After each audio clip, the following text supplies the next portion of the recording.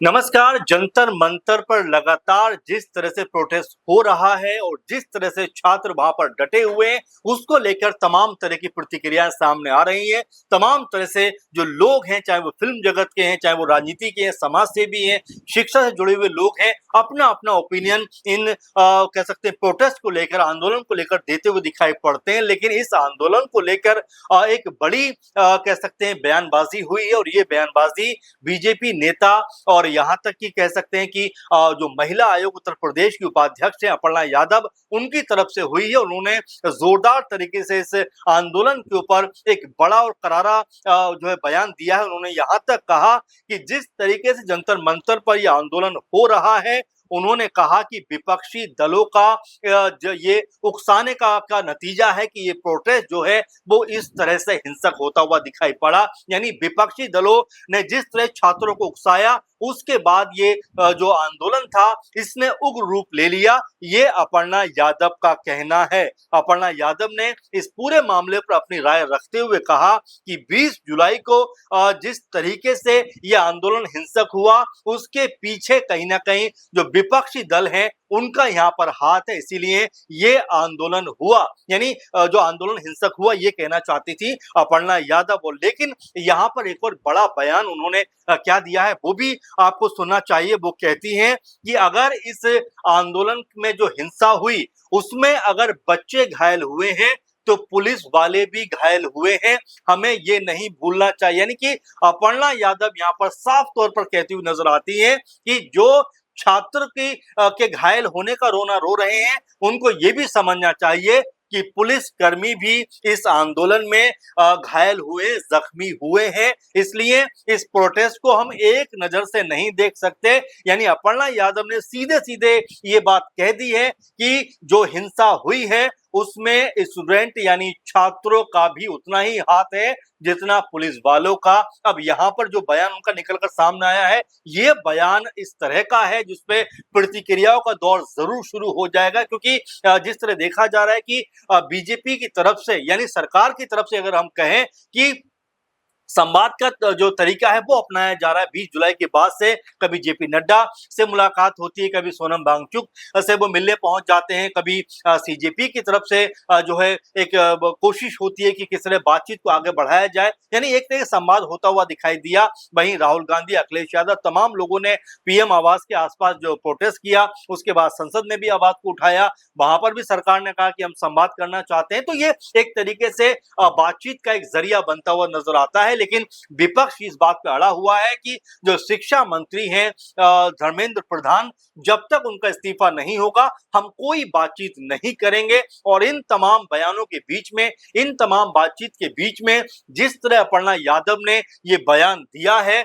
वो अपने आप में बड़ा हंगामा कर सकता है सोशल मीडिया पर, क्योंकि लगभग लोग ये मान रहे हैं कि पुलिस को हिंसा नहीं करनी चाहिए थी, पुलिस को बच्चों के ऊपर लाठीचार्ज नहीं करना चाहिए था। क्योंकि तमाम वीडियो सामने आए हैं जिसमें पुलिस जो है ये कह सकते हैं कि छात्रों की पिटाई करते हुए दिखाई पड़ती है। हालांकि कई जगह पर छात्र भी जो उग्र होते हुए नजर आते हैं, लेकिन यही कहा जा रहा था कि जब 20 दिन से यह आंदोलन पूरा शांतिपूर्वक चल रहा था तो अचानक 5000 जो सुरक्षा कर्मी थे वो बुलाने की वहां पर क्या जरूरत थी। और जब छात्रों के को लेकर इस तरह का माहौल बना, इस तरह से पिटाई की गई, तो आखिर पुलिस को क्या जो इन चीजों को करना चाहिए था, ये भी सवाल अपने आप में उठते हुए दिखाई पड़े। यहाँ तक कि खुद बीजेपी के जो सहयोगी दल हैं, जिसमें जेडीयू है, जिसमें एलजेपीआर यानी चिराग पासवान है, उन्होंने भी इस बात को कहा कि छात्र अगर कोई बातचीत का रास्ता खोज रहे हैं,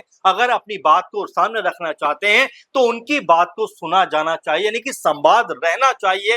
लेकिन जिस तरह 20 तारीख को देखने को मिला और जिस तरह की हिंसा नजर आई, उससे जो जेडीयू खेमा है वो भी कोई बहुत ज्यादा खुश नहीं, क्योंकि अनंत सिंह जो मोकामा से विधायक हैं जेडीयू के, वो भी ये कहते हुए नजर आए कि छात्रों पर इस तरह से हिंसा नहीं करनी चाहिए थी। लेकिन यहाँ पर अपर्णा यादव कुछ और कहानी कहती हुई नजर आती है। वो सीधे तौर पर हमला करती है छात्रों के आंदोलन पे और साथ में ये भी कहते हुए नजर आती हैं कि इस आंदोलन का मकसद भी सवालों के घेरे में है। इस आंदोलन को लेकर भी वो प्रश्न खड़े करती हैं कि ये आंदोलन भी जो हो रहा है किसी अलग मकसद के लिए हो रहा है, क्योंकि वो कहती हैं कि अगर आप सिर्फ बच्चों की बात कर रहे हैं तो ऐसे में आपको पुलिस वालों की भी बात करनी चाहिए जो घायल हुए हैं। यानी उनका साफ साफ कहना है कि अगर बच्चे घायल हुए हैं तो पुलिस वाले भी जख्मी हुए हैं, आपको दोनों की बात करनी चाहिए। और यहां पर वो साफ साफ कहती हैं कि जंतर मंतर पर जो आंदोलन हुआ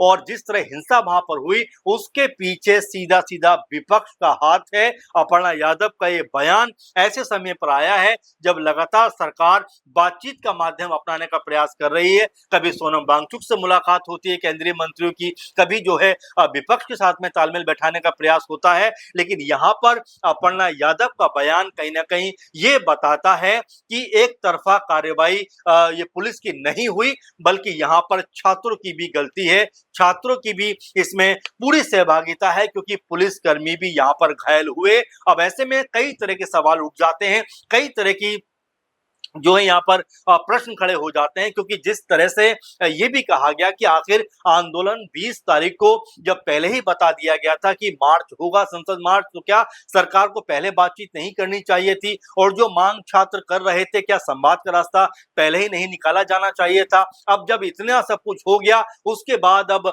पीएम मोदी का भी बयान आता है, उसके बाद जो है तमाम और मंत्रियों का बयान आता है और एक तरीके से रास्ता निकालने का प्रयास किया जा रहा है, क्योंकि ये भी कहा जाता है कि जो भी नीट मामले के आरोपी हैं उनका जो मामला है वो फास्ट ट्रैक में जो चलाया जाएगा और एक भी अपराधी जो है, आरोपी जो है, वो बचेगा नहीं। ये पीएम मोदी कहते हुए नजर आते हैं। इसके अलावा और भी तमाम बीजेपी के नेता यही बात कह रहे हैं कि भाई नीट पेपर अगर लीक हुआ तो हमने पेपर दोबारा करा दिया, इसमें इतनी दिक्कत की बात क्या है? कई लोग ये भी कहते हैं कि राहुल गांधी, अखिलेश यादव और समूचा जो विपक्ष है वो इस पूरे मुद्दे पर राजनीति कर रहा है, क्योंकि एक तरफ अरविंद केजरीवाल जंतर मंतर पर दिखाई पड़ते हैं, वहीं अखिलेश, राहुल गांधी पीएम आवास के बाहर जो है प्रदर्शन करते हैं। तो इस तरह से भी कहा जा रहा है कि आंदोलन अलग अलग पॉलिटिकल फायदे के लिए किया जा रहा है। लेकिन अपर्णा यादव ने जो बात कही है वो बात अपने आप में कहीं ना कहीं विवादों में घिर सकती है, विवादों में उनका बयान आ सकता है, क्योंकि उन्होंने कहा है कि आप सिर्फ ये मत देखिए कि छात्र घायल हुए, बल्कि आप ये भी देखिए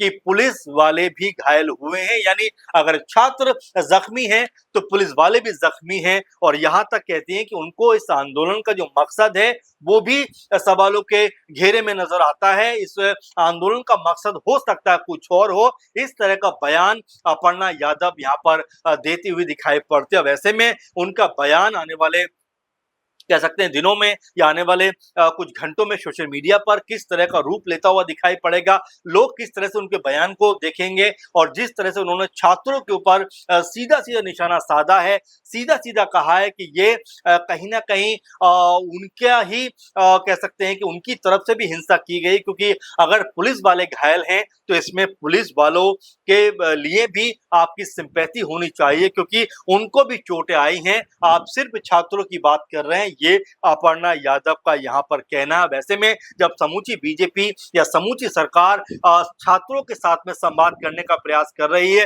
तमाम जो केंद्रीय मंत्री हैं कभी सोनम वांगचुक से मुलाकात करते हैं, कभी उनके बयान निकलकर सामने आते हैं। अब ऐसे में अपर्णा यादव के इस बयान को आप कैसे देखते हैं? क्या आप क्या कहना चाहेंगे कि अपर्णा यादव को ऐसे मौके पर इस तरह का बयान देना चाहिए था? आपकी राय क्या है जरूर कमेंट बॉक्स में लिखिए। फिलहाल के प्रोग्राम में बस इतना ही, आपसे फिर मुलाकात होगी। नमस्कार।